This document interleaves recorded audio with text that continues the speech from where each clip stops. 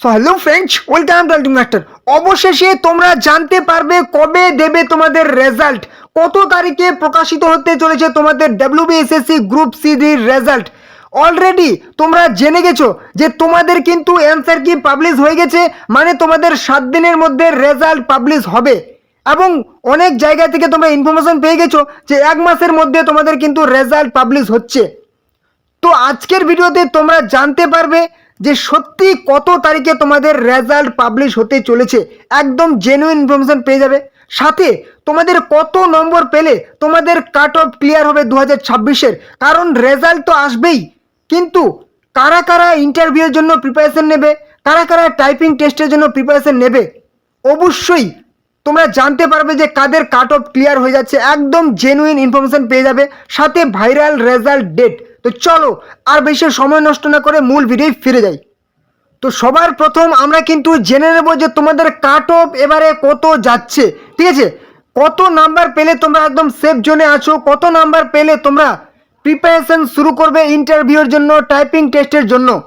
কারণ তোমাদেরকে আগে কাট অফটাই জানতে হবে, তারপরেই কিন্তু তোমরা কিন্তু সেই রেজাল্টের অপেক্ষা করবে, কারণ সবাই তো শুধুমাত্র রেজাল্টের অপেক্ষা করে লাভ নেই, ঠিক আছে? তার জন্য তোমাদেরকে কাট অফটা অবশ্যই জানতে হবে। তো তোমাদের কিন্তু কাট অফ বিভিন্ন দিক থেকে কিন্তু বিভিন্ন রকম হয়, যেরকম তোমাদের কাট অফ কিন্তু বিভিন্ন কাস্ট ওয়াইজ কিন্তু বিভিন্ন রকম হবে, ডিফারেন্ট হবে, বিভিন্ন রিজন ওয়াইজ কিন্তু ডিফারেন্ট হবে, নর্থ সাউথ, ঠিক আছে, নর্থ ইস্ট, বিভিন্ন রিজিয়ন ওয়াইজ কিন্তু কাট অফ আলাদা আলাদা হবে। আবার হচ্ছে বিভিন্ন জেন্ডার ওয়াইজ কিন্তু কাট অফ আলাদা হবে। তো আমি যদি সমস্ত ক্ষেত্রে আলাদা আলাদা বলতে যাই তাহলে তো ভিডিওটা প্রায় 1-1.5 ঘন্টা হয়ে যাবে। অতএব তোমাদের জন্য আমি কিন্তু একটা অ্যাভারেজ, ঠিক আছে, অ্যাভারেজ কাট অফ কিন্তু বানিয়ে দিয়েছি। কি বলেছে? ফর অল দ্য রিজিয়ন, সমস্ত রিজিয়ন্সের জন্য based on the exam analysis. এই কাট অফটা কিন্তু তোমাদের পরীক্ষার কীরকম পরীক্ষা হয়েছে, কতজন ক্যান্ডিডেট পরীক্ষায় বসেছে, সে সমস্ত কিন্তু ডিপ অ্যানালাইসিস করে এবং প্রিভিয়াস ইয়ার্সের কাট অফের ওপর বেস করে কিন্তু এই কাট অফটা তৈরি করা হয়েছে। অবশ্যই সমস্ত রিজিয়নের জন্য একটা অ্যাভারেজ কাট অফ কিন্তু তৈরি করা হয়েছে। দেখো, আমরা কিন্তু কোনো রকম বোর্ডের কলিগ নই, কিংবা আমরা কিন্তু সরকারি লোকও নই। তোমাদের জন্য আমরা কিন্তু একটা 99.98% কিন্তু গেস করে বলতে পারবো যে এই কাট অফটায় তোমাদের কিন্তু হুবহু যাবে, কিন্তু 100% বলাটা সম্ভব নয়, কেউই বলতে পারবে না, ঠিক আছে? 100% কিন্তু কেউই বলতে পারবে না। তোমাদের কিন্তু যাদের যাদের এরকম কাট অফের মধ্যে থাকবে, মনে করো যে তুমি সেফ জোনে আছো, তুমি কিন্তু নেক্সট পদক্ষেপের জন্য এগিয়ে যাও। তো চলো প্রথমেই দেখে নেব WBSSC West Bengal school service কমিশনের গ্রুপ সি অর্থাৎ ক্লার্কের জন্য তোমাদের কাট অফ 2026-এর কত যাচ্ছে। একদম 99.98% কিন্তু তোমাদের এই কাট অফটায় যাবে, ঠিক আছে? আনরিজার্ভড যারা হচ্ছে জেনারেল ক্যান্ডিডেট, মেল ফিমেল সমস্ত রিজনের জন্য একটা অ্যাভারেজ, যাদের হচ্ছে 56 নাম্বার আছে গ্রুপ সির ক্ষেত্রে, ক্লার্কের ক্ষেত্রে যাদের হচ্ছে 56 নাম্বার আছে, তারা মনে করো একদম সেফ জোনে আছো। এবার 2 নাম্বার কমও হতে পারে, 2 নাম্বার কিন্তু বেশি হতে পারে, ঠিক আছে? কারণ সমস্ত রিজনের কাট অফ কিন্তু আমি একসাথে বলছি, সমস্ত রিজনের কাট অফ তো আর 56 হবে না, কারো 2 নাম্বার কম হবে, কারো 2 নাম্বার বেশি হবে, 1 নাম্বার কম হবে, 1 নাম্বার বেশি হবে, মেল ফিমেল কিংবা কাস্ট ওয়াইজ। সেই হিসাবে কিন্তু তোমাদের কিন্তু যাদের হচ্ছে আনরিজার্ভ ক্যান্ডিডেট 56+2 হতে পারে, 56-2 হতে পারে, যাদের এই নাম্বার মধ্যে আছে, একদম তুমি নেক্সট স্টেপের জন্য কিন্তু রেডি হয়ে যাও, ইন্টারভিউর জন্য রেডি হয়ে যাও। ওবিসি এ, ঠিক আছে, ওবিসি এ যারা হচ্ছে 53 নাম্বার আছে, +2 হতে পারে, -2 হতে পারে, তারা কিন্তু একদম কাট অফ ক্লিয়ার হয়ে যাবে। ওবিসি বি 54+2 -2 যাদের নাম্বার আছে, একদম নেক্সট স্টেপের জন্য রেডি হয়ে যাও। যারা হচ্ছে এসসি শিডিউল কাস্ট 51 যাদের নাম্বার আছে, ঠিক আছে, 51, আবার +2 হতে পারে, -2 হতে পারে। যারা হচ্ছে এসটি ক্যান্ডিডেট শিডিউল ট্রাইব, তারা হচ্ছে 49 নাম্বার যাদের আছে, ঠিক আছে, এবার হয়তো 2 নাম্বার একটু বেশি হতে পারে, 2 নাম্বার কম হতে পারে। EWS candidate, economically weaker section, সমস্তই কিন্তু এখানে কাস্ট একদম ভালো করে উল্লেখ করা হয়েছে। ইডাব্লিউএস হচ্ছে কি 47 নাম্বার পেলে তুমি কিন্তু একদম কাট অফ ক্লিয়ার করবে, যদি 2 নাম্বার কম হতে পারে, 2 নাম্বার বেশি হতে পারে। এবার যে পিএইচ ফিজিক্যাল হ্যান্ডিক্যাপ বা পিডাব্লিউবিডি 38 নাম্বার পেলে কিন্তু তুমি একদম সেফ জোনে আছো। তুমি 2 নাম্বার একটু বেশি হতে পারে, 2 নাম্বার কম হতে পারে, বিভিন্ন রিজন ওয়াইজ কিন্তু, হ্যাঁ, বিভিন্ন রিজন ওয়াইজ কিন্তু সেটা কম বেশি হবে। এবারে নেক্সট গ্রুপ ডিটা দেখে নাও। তো দেখে নেব group D, WBSSC group D cut off 2026 99.98% একদম তোমাদের কিন্তু হুবহু কাট অফ যাবে একদম ফর অল রিজন, সমস্ত রিজনের জন্য বেস করে হচ্ছে এক্সাম অ্যানালাইসিস এবং হচ্ছে প্রিভিয়াস ইয়ার্সের কাট অফের ওপর বেস করে কত তোমাদের ভ্যাকেন্সি ছিল, কত তোমাদের কত তোমাদের শূন্যপদ, কত তোমাদের হচ্ছে ক্যান্ডিডেট বসেছিল পরীক্ষায়, সমস্ত বিষয়ের উপর নজর দিয়ে কিন্তু এই কাট অফগুলি তৈরি করা হয়েছে। অবশ্যই তোমরা দেখে নাও। তার আগে গুরুত্বপূর্ণ কথা, তোমরা চ্যানেলে যারা নতুন আছো অবশ্যই কিন্তু চ্যানেলটিকে সাবস্ক্রাইব করে দাও, তাহলে সমস্ত রকম চাকরির গুরুত্বপূর্ণ আপডেট, ঠিক আছে, কবে কোন দিন কোন চাকরির ফর্ম ফিল আপ হবে, প্লাস কবে কোন দিন কোন প্রকল্পের ফর্ম ফিল আপ আপডেট টাকা ঢুকবে, ঠিক আছে, রাজ্য সরকার, কেন্দ্রীয় সরকার, যুবসাথী বলো, লক্ষ্মীর ভান্ডার বলো, কৃষক বন্ধু বলো, সমস্ত কিন্তু আপডেট তোমরা এই চ্যানেলে পেয়ে যাবে। অবশ্যই চ্যানেলটিকে নতুন হলে সাবস্ক্রাইব করে দাও। ভিডিওটি যদি ভালো লাগে, একটু কাজের মনে হয়, অবশ্যই কিন্তু একটা লাইক করে দেবে। কোনো রকম সমস্যা প্রশ্ন থাকলে কিন্তু কমেন্ট বক্সে জানাবে। আর অবশ্যই ভিডিওটি তোমাদের ফ্রেন্ড সার্কেলে, বন্ধু বান্ধব, আত্মীয় পরিজনের সাথে শেয়ার করে দাও, যাতে তারাও এই গুরুত্বপূর্ণ ইনফরমেশনগুলি, খবরগুলি পেয়ে যায়।